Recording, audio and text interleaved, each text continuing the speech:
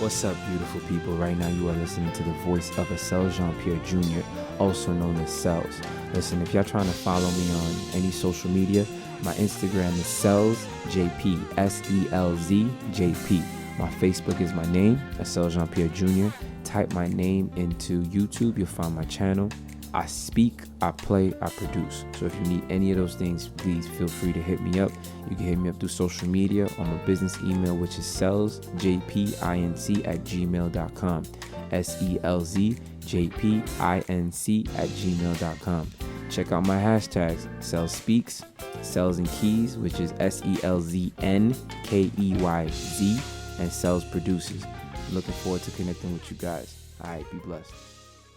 How you guys doing? You already know what time it is. Back for another episode of SelzSpeaks. And you know, I love talking to the people, love hearing your feedback. So again, if you're rocking with us, you know, spread the love, share the love, leave us a review. Tell us what we could do better. Tell us what you like, what you don't like. You know what I mean? We ain't afraid of criticism. We're just trying to get better. We're trying to grow. But we back at it again. So, you know, for today, there is a phrase that we hear all the time when it comes to a collective group of people trying to succeed, right? We hear the term crabs in a barrel. And, you know, so many people have so many opinions on that and so many different takes on that. And, you know, I started thinking about it and I kind of came up with my own little view on it. And, you know, the whole thing with crabs in a barrel is basically a whole group of people, you know, most of the time it's in reference to minorities, and barrel meaning a confined system, space. Usually it's meant to reference the systematic oppression that minorities live in. So we're all stuck in a system and we're all trying to get out. And instead of helping each other to get out, we're climbing on top of each other, kicking each other down, doing whatever we need to do to get out, even if it comes at the cost of our fellow neighbor. You know what I mean? So that's usually what the typical meaning of that statement is. And you know, a lot of people say, hey, you know, crabs shouldn't even be in a barrel, which is very true. You know, that's not their natural habitat. But for me, I kind of took a different spin on it, you know. My take on it was this, because we can definitely say that crabs shouldn't be in a barrel, but the reality is that we as minorities are actually disadvantaged and in a system that is not in our favor. You know, if you need any proof of that, just look at the justice system. Look at the type of sentences that are given to minorities and people of color, and look at the type of sentences that are given to the Anglo-Saxons, people of Caucasian descent, white folk. Look at the disparity. You see it in the law system. You see it in sports. You see it everywhere. You know, and black people do something, it's perceived as negative, and thuggish, and brutish, and this, and you know, when white people do the same thing, it's perceived drastically different. And you know, obviously, yes, it's not all white people, and not all white people, you know, flaunt their privilege, etc., etc. But white privilege does exist. You know, minority disparity does exist. So point being is that this was my take on it. So you can say, okay, we are crabs in a barrel to an extent. But where it gets tricky is we're not all the same. And so, you know, I'm of Haitian descent, so I identify as Haitian. And in our culture environment, a lot of the parents, older generations encourage their children to pursue careers in medical fields or in law. So nurse, lawyer, doctor, those kind of things, nonstop. That's always what they're pushing us for. And sometimes even engineering. And what happens is they feel like that's the only way to find success. The only way to grow, the only way to be great is to participate in these type of careers. So now if you go back to the crabs in a barrel analogy, right, it means that you're looking at every single crab there as, okay, they are the same and there's only one way to get out. And so when I was thinking about this, I was like, well, we're not all the same. We all have different types of skills and gifts. Yes, some of us may be put on this earth to be nurses. Some of us may be put on this earth to be doctors, lawyers, and all that. But not all of us are meant to do the same thing. And see, the issue becomes when you, who is that crab, allow other people to define you, and you feel like the only way out of the barrel, the only way out of this hard, work struggle life that you've been living is to kind of just do what everybody else is doing or what somebody else is doing. That's setting yourself up for failure. Because even when it comes to crabs, like not even all crabs are the same. You have, I'm reading this for you guys, so I'm being educated. You've got the Portunidae crab. You've got spider crabs. You have ghost crabs. You have the Ranina crab. Looks very interesting. And you have shore crabs, just to name a few. I'm not about to go down the entire list. But each crab has its own unique gifts and abilities, and its own unique features, its own unique look. So what does that mean? It means that based on its abilities and features, how it gets out of the barrel will be different from every other crab. So it means to make the parallel, to clarify the parallel even more, it means, okay, we'll identify as crabs. But if I'm a ghost crab, it doesn't mean you're a ghost crab. It can mean that you're a spider crab. And I say this to say, you have to know yourself.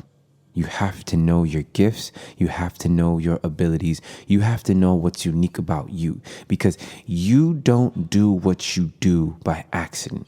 You are not the way you are by accident. So if you're not the way you are by accident, then that means that there are things about you that are the keys to unlocking the life that you're looking for, the life that you desire. A lot of people see, oh, okay, real estate is the move. That's the way to residual wealth. That's what everybody's going for, real estate. But that might not be what it does it for you. Real estate might not be your thing. So it's like, because you see everybody else doing it and you see everybody else having success with it, you feel like that's probably what you also need to do, but it might not be. There are many other forms of residual wealth. You have, you could become an author and make money off of your books. You could become a producer and make money off of the royalties from your albums and your tracks. So it's like, when we get caught up in the analogy that, okay, you know what, we're all the same, and there's only one way for all of us to make it out, then absolutely, yes, you will end up stepping on everybody else because you feel like everybody is taking up your space and taking up your lane. And if you don't beat this person to this, then you're going to have a problem. Think about that. If out of 100 people, I tell all of them that the only way to make it is in real estate, then you have 100 people competing for the same exact thing. However, if I take those 100 people and I say, you guys need to find what's unique about you, what's amazing about you. And once you find that, once you find your gift, your purpose, your passion, that's your way of finding and creating a new life for yourself. Now you have 100 people who, you know what? Maybe 5 of them actually do choose real estate, but then maybe another 5 go the route of owning a restaurant. Maybe another 5 open up a car dealership. Maybe another 5 get into carpentry and landscaping. And now all of a sudden you have 100 people who are pursuing their unique gifts. And what does that do? It benefits the collective as a whole, because you're not herding a bunch of people into something they don't fit into. One thing I've learned when it comes to people is that everybody is a genius in their own right. They just don't know it, and they don't know in what capacity. Like, I speak for myself. I'm not going to go ahead and call myself a genius, but there are certain things and certain situations when you put me into, like, I love to talk. I love to create music. When you put me in those spaces, oh man, like, that's my zone. Like, that's where I live. But if you were to try and tell me to have you explain, if you try to get me to explain how the hydrogen collider works, or, tell you every single part of the anatomy and stuff like that, I could learn it. I could definitely learn it and figure it out, but that's not what makes my heart beat. That's not my niche. And so what happens is, when we feed into these narratives, oh, you got to be a doctor. Oh, you got to be a nurse. Oh, you got to do this. We're sitting there losing time. because you're going to go through the process. I mean, you're smart. You're going to study. You're going to make the sacrifices. You're going to pass the test and get through the system. But then what's going to happen is you're going to be there and you're going to be going to work, doing what you're doing, and you hate what you do. Or you feel like you're settling. And it could be any one of these things. But it's like you're going each day and you just feel like, man, what am I doing? Like, what's the purpose? And I've seen many people who have gone through the process, who have knocked it out the park, passed the test, NCLEX, all of that stuff, graduated, working, making good money, and then they wake up one day and say, yo, I hate it. I know someone personally who was doing it, and they decided to, I don't know if they necessarily quit, but they backed off it so much so that they started to pursue baking. And they're successful at what they do. And it's like, it makes you think like, okay, what if that's what they put their entire energy into from day one? How much more successful would they have been at baking?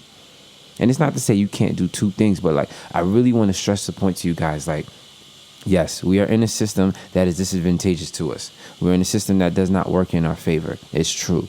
But how we break out of that system, how we grow from that system, it ain't all going to be the same. We all going to do it a different way. And the beauty is that when you understand what makes you unique and what works for you, you will never feel threatened by anybody else. It's like, if you're not sure of that, just go on Instagram. There are a bunch of people doing the same exact thing, and yet everybody could find success. The example I love to use is when we go back to the song, "We Are the World, We Are the Children," that song, right? When you look, you see a bunch of singers, and all of them are multimillionaires, extremely successful people who have major followings. And what's so interesting about that? It's that when you listen, some people's voices you love, some people's voices you don't love. Some people you're the biggest fan, some people you're not the biggest fan. And yet that doesn't even disturb their income or their success. Whether I like Sidney Crawford or not, that has nothing to do with her fan base. My opinion of her is not going to alter how successful she is. And what does that go to say? It's like, with whatever you do, it doesn't matter how many people in your lane. If you're great at what you do, you will find your form of success. You don't need to climb on top of everybody. Especially understanding that we're not all meant to do the same thing. Again, I'm going back from the top. So, crabs in a barrel, sure. If that's the analogy that we want to be given, that's fine. But understand, as crabs, even crabs are different. Even crabs have their own unique abilities, skills, and tricks. So if you are a crab, fine. Find out what's unique about you. Find out what unique features and abilities that you have that separate you from the pack. And you don't have to evolve or grow out of the system the same way everybody else is doing it. Some people are doing real estate. Some people are doing medicine. Some people are pursuing law. That don't mean it has to be you. You need to find out what it is that you do and use that, master it, dominate that, and that'll be your way. So I don't want to harbor on this and go on and on and on, but I just want to let you guys know, like, listen, yeah, we can be crabs, but we all different. We all have different skills and abilities that are important. We need the things that you do. We need that. Whether it's food, whether it's cleaning, like what you do is important, and we need that. So figure out what it is that you do, not what everybody's trying to force you to do or push you to do. Find out what it is that you do, what your heart beats for, what makes you happy, what makes you feel like you're not working as you do it, and to pursue that. Let that be your way. Don't try and mimic everybody else because everybody trying to be everybody. Just be you. Master being you. All right. It's been a good time with y'all. Till next time, SelzSpeaks. Like what you heard, right? What I need you to do is 1, subscribe to this podcast. 2, share it with somebody. Don't be greedy now. 3, y'all need to join SOP's social media family. Instagram, SOP_Ministry HCL. Facebook and YouTube, SOP Ministry HCL. Get our original songs available on all streaming media. You want to give us a financial donation to help push this cause forward? We appreciate that. Send us that Cash App at $SOP Ministry HCL. Be blessed, family. See y'all next week.